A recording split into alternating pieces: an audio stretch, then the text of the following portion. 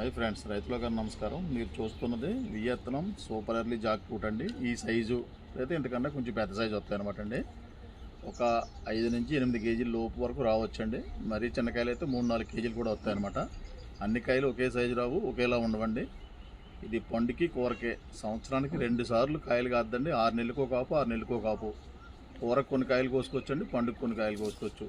ఈ కాయ ఎలా ఉంటుందో మీకు కోసి తర్వాత వియత్నాం సూపర్ ఎర్లీ. చాలామంది అయితే పింక్ పనస అంటున్నారండి. పింక్ పనసకి దీనికి సంబంధం లేదు. పింక్ పనస అనేది మరి మేమైతే చూడలేదు ఇప్పుడు దాకా, వేరే రకం చెప్తున్నారు కానండి.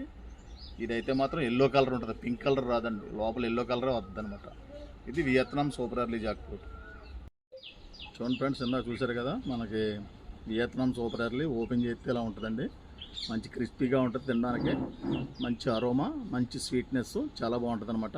చిన్న కాయలు పుచ్చకాయలా ఉంటాయి. ఫ్యామిలీ పనస అనమాట అండి ఇది. ఈ మొక్కలు కావాలంటే మా స్క్రీన్ మీద ఫోన్ నెంబర్ పెడతాం. మీరు ఆ ఫోన్ నెంబర్ వాట్సాప్కి వెళ్ళి హాయ్ పెడితే మా దగ్గర ఉన్న మొక్కలు రకాలు రేట్లు వివరాలతో మీకు క్యాటలాగ్ వద్దండి, చూసుకుని ఆర్డర్ పెట్టుకుందరు కానీ.